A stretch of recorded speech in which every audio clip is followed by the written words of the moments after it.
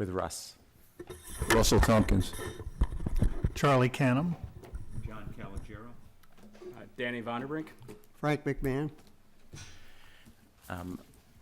On the agenda this evening, we have the Walter and Daly special permit, the 333 North LLC area variance for an in-ground pool, the Ustad and Oyen area variance for a deck, and then the interpretation administrative appeal for the 6th sentence.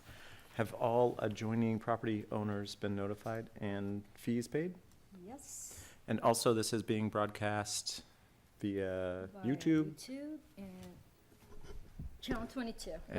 and local channel 22. I'd also like to acknowledge those that are here from the town board, the planning board, and those that have been involved, and certainly all of you for being here and for participating with the evening's events. We'd like to call up those that are here for the Walter and Daly special permit for the ADU. All right, and then if you would introduce yourself, please have a seat.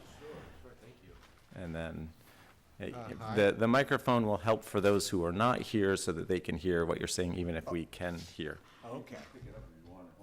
Yeah, you could take Just- it off the thing. Yeah. I don't want to bring it. Okay.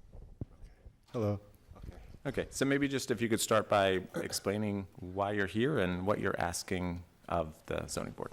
Sure. My name is Marty Wilms. I'm the engineer for Leslie Daly. She lives at 37 Shadblow Lane, and we're here to request an area variance for an existing garage that will be converted to a one-bedroom accessory apartment. We applied to planning for a special use permit for the apartment, and going through planning, it was discovered that the barn is actually, or let me back up a little bit. The property has a garage with a shed roof coming off of it. The garage there was an area variance granted for the garage before the current owners bought the property. And there was a building certificate and a certificate of occupancy awarded for that garage after it was constructed. There was an area variance in place for that garage, a 30-foot area variance. And when we were preparing our plans, we realized that we don't have 30 foot from the garage to the property line. We have 25 feet from the garage proper, and from a shed roof about 17 foot 8 inches or so. So the garage and the shed were not constructed by the current owners. They did not realize that they were too close to the property line when they purchased the property. But now that we know, we're here to request an area variance for the decreased setback that they have. And what's going in the garage is a planned one-bedroom accessory apartment. No changes to the outside of the garage are planned. We have a application into the Dutchess County Department of Health. We designed a septic system to treat the one-bedroom apartment and a reserve system for that. Water supply, we are going between one of two options. We still need to answer a couple of questions. We're either going to drill a new well for the one-bedroom accessory, or we're going to extend a service from the home to the garage. It's about 50 feet or so from the home to the garage. What we'll use to make that decision is potentially we're going to have a well yield drawdown test done on the existing well to make sure that we have adequate flow rate capacity for the accessory one bedroom and for the existing residents. And what's the approximate acreage of the parcel? The approximate acreage is 10.54 acres. Okay. Okay, Frank. The planning board had these comments. Be it resolved that the planning board is making a positive recommendation for approval to the Town of Clinton Zoning Board of Appeals on requested area variance modification to section 250 attachment 2 for a side yard setback reduction to 17 feet 8 inches from the required 50 feet for an accessory dwelling unit for property owned by Alan Walther and Leslie Daly, and located at 37 Shadlow Lane, tax grid number 132400-6569-00-965259 in the AR5A zone. Whereas the applicant wishes to convert the second level of an existing garage to an accessory dwelling unit. 2, the applicant has a variance from section 250 attachment 2 for a side yard setback to 30 feet, which was approved in 2001. 3, a new variance is required in section 250 attachment 2 for a side yard setback for a porch roof overhang to 17 feet 8 inches from the required 50 feet. 4, the application fee has been paid. Oops. The exterior of the existing structure will remain unchanged, with the exception of windows being added on the living level of the ADU garage structure. These window locations are located within dormers and were part of the original structure, with required framing already in place. And that's pretty much it. Have any questions or? Great. Any questions or comments from the board? Well, just, we're not on. It's notable that you're falling within the square footage requirements. The town law actually has a fairly old limit on the size of an accessory dwelling unit that we often have get requests for variances to the size. I think eventually the town, in a revision of the zoning code, is going to want to look at changing that. And the fact that there's no real change in the exterior structure is clearly in your favor. I can say personally that I favor accessory dwelling units where they fit within the neighborhood. The town law requires double the acreage. You're in an AR5, and so you clearly meet that requirement as well. One thing that often comes up is we ask people pretty carefully, is this the variance you need? And so it's a question whether the original variance, whether they really measured carefully and or whether once it came time to construct the building, the builder moved it a bit for some reason. For whatever reason, I'm glad you're clarifying and fixing this now. Thank you. Any other comments? I'd like to make a motion to open the public hearing. Second. All in favor? Aye. So moved. At this time, any comments from the public? Okay, I'd like to make a motion to close the public hearing. Second. All in favor? Aye. So moved. Any further discussion from the board? We did not receive any. No. letters, No Okay, correspondence. no correspondence? Thank you. The terrain itself is very rugged in that particular part of the parcel, and the only one even remotely affected by it, I think, is going to be the owners themselves, so it doesn't seem to have much impact. Okay, thank you. All right. Oh, I looked at it. I mean, the only neighboring property is one that we had in the past where we had a variance up there. And that is where this shed and garage is. It's way back on that property, which is basically all open, and it's basically red cedar trees off to the left of where the garage is. So it doesn't appear it's going to impact the neighbor at all. And obviously they haven't responded, so I don't think it have any impact on them. And that neighboring property is where we did grant a variance for a far larger accessory dwelling unit that's been under construction for about 5 years. So, All right, great. Your motion, Frank. I hereby motion that the Town of Clinton Zoning Board of Appeals approve the requested area variance modification to section 250 attachment 2 for a side yard setback reduction to 17 feet 8 inches from the required 50 feet for an accessory dwelling unit for property owned by Alan Walther and Leslie Daly. The property is located at 37 Shadlow Lane, tax grid number 132400-6569 0-965-259, and is a 10.54 acre conforming lot in the AR5A zoning district in the town of Clinton. Factors. The applicant wishes to convert the second level of an existing garage to an accessory dwelling unit. The garage was initially constructed by the previous owners. 2, the applicant has an existing variance from section 250, attachment 2, for a side yard setback of 30 feet, which was approved in 2001, prior to the current owner's purchase of the property.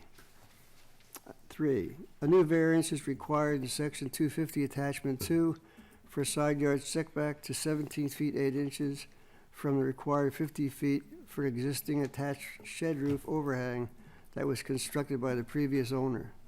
4, the request is substantial as it increases the original 30-foot variance of the previous owners, which was 40%, to the additional variance of 17 feet 8 inches, increasing it to 64.8% for the side yard setback.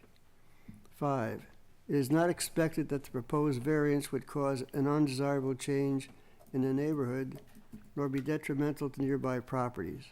6, this difficulty was created by the previous owner. The applicant's reason for this variance is to bring the property into compliance.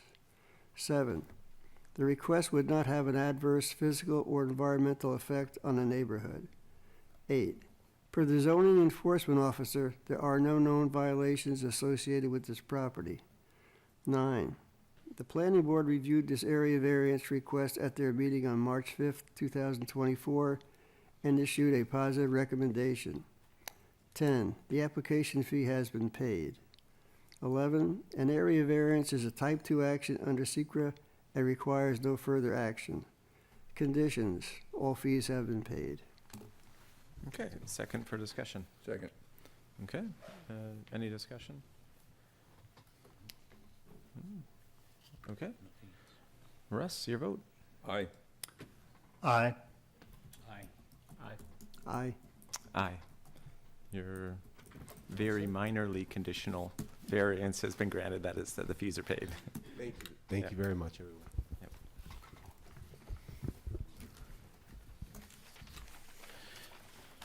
Okay, the next is 333 North LLC.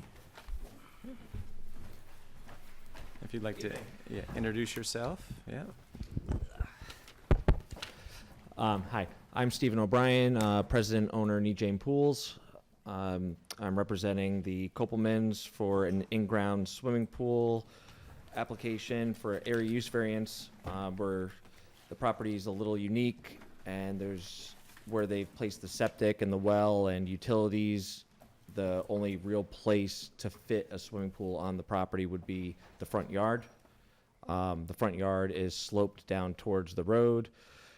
And our project that we're proposing would be to have a negative edge pool placed into the hill to to do our best to not disturb the existing terrain, to kind of blend into the terrain and not create stormwater issues, erosion, things like that. To the northeast side of the property, more the east side of the property, where a pool could potentially go in conversation.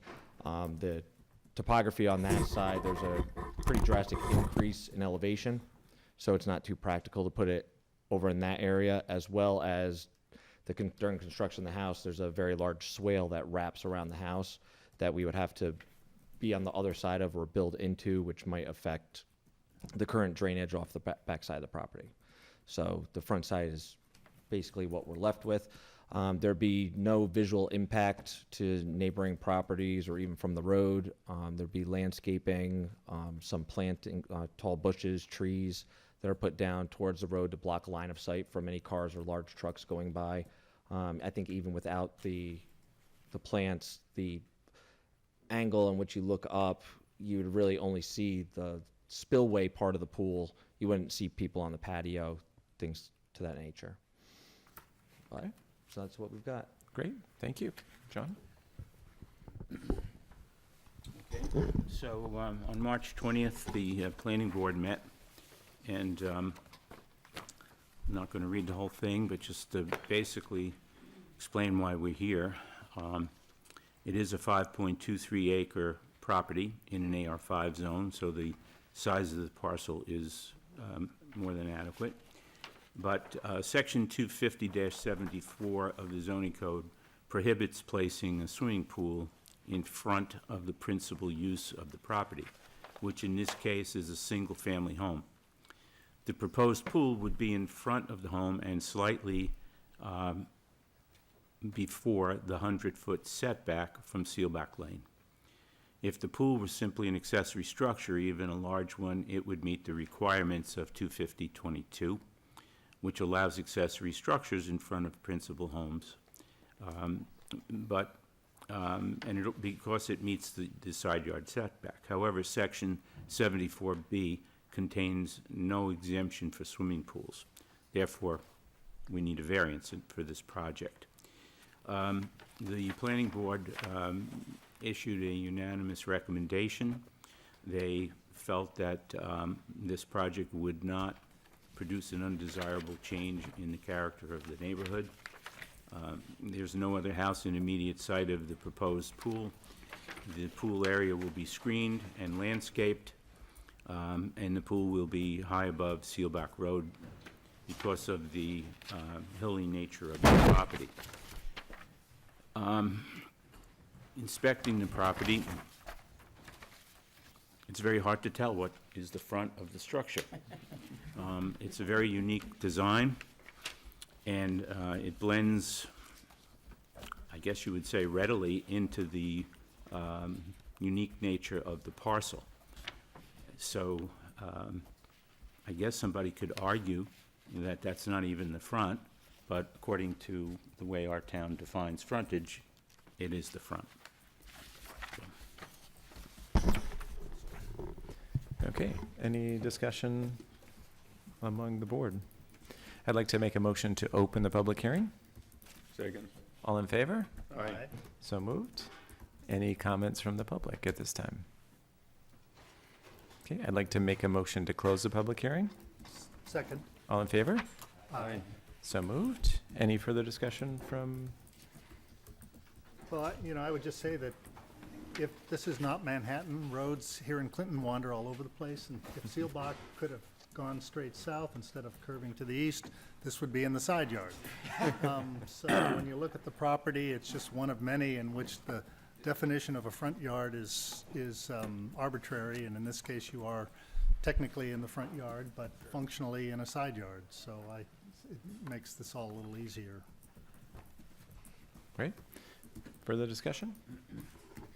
All right, John, your motion. Okay. I motion that the Town of Clinton Zoning Board of Appeals grant an area variance to 333 North LLC, 146 Sealback Lane, to Section 250-74B, which prohibits placing a swimming pool in front of the principal use of a property. Factors: Brian and Amy Koppelman are parties with 333 North LLC, all at 333 West End Avenue, Apartment 11B, New York, New York.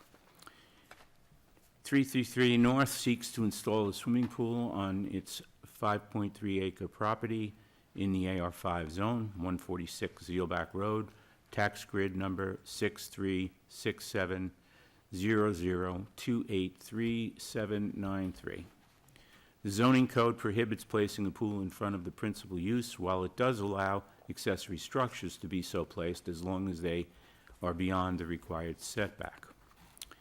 4, there are alternative locations for a pool, but a physical examination of the parcel reveals that due to placement of utilities and septic and the unusual topography of this parcel, the proposed placement offers less visibility from the road or for neighbors than any of the other alternatives, of the limited alternatives.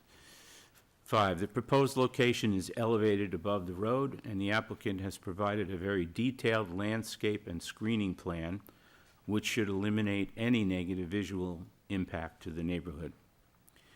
6, the variance is substantial, but should have no adverse effects on environmental conditions. The 7, difficulty is self-created. 8, an area variance is a type 2 action under seeker, requires no further action. 9, the Town of Clinton Planning Board has made a positive recommendation to the ZBA regarding this variance. 10, all fees have been paid, and 11, per the ZEO, there are no violations. Second for discussion. Any discussion? Okay, I'm going to start with your side there. Frank, your vote?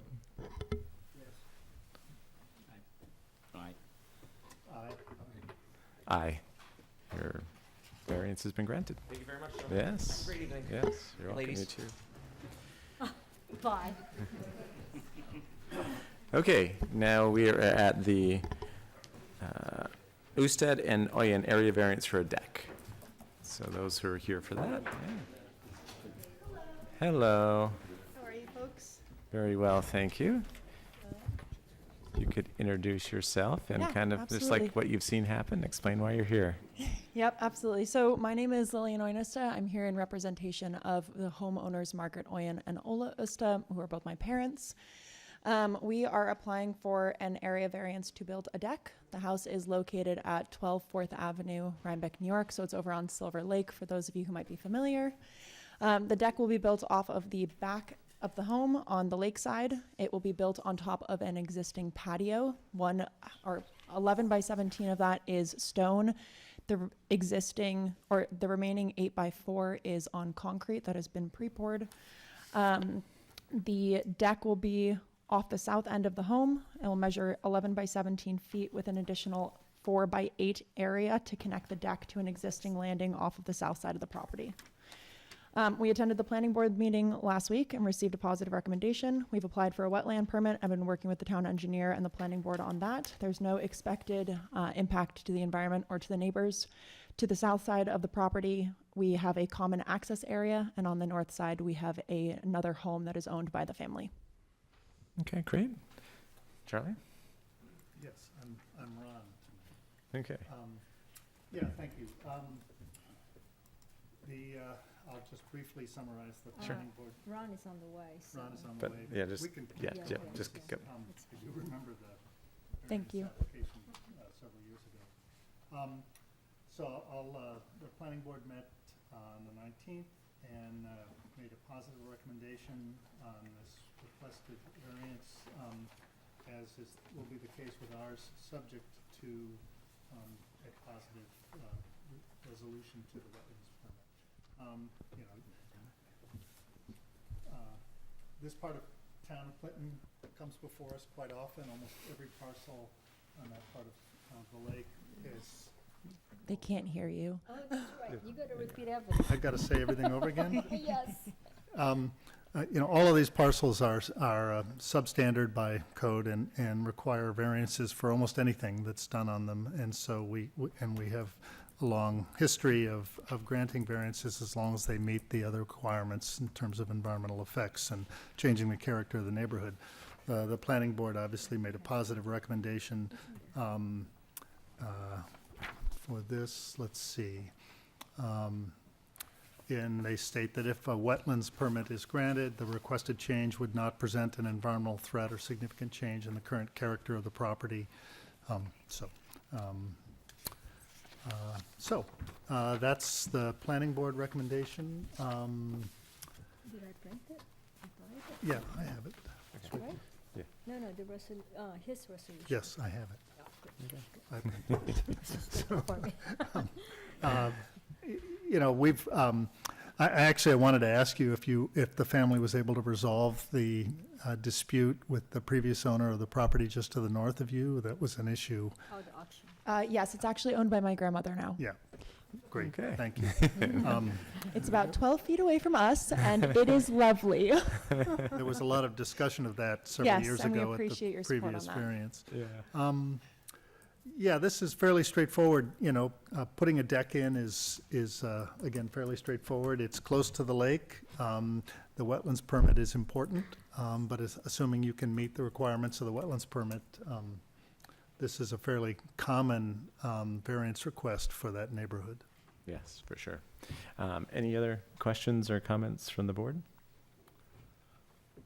All right, I'd like to make a motion to open the public hearing. Second? Second. All right, all in favor? Aye. So moved. Any comments from the public? All right, I'd like to make a motion to close the public hearing.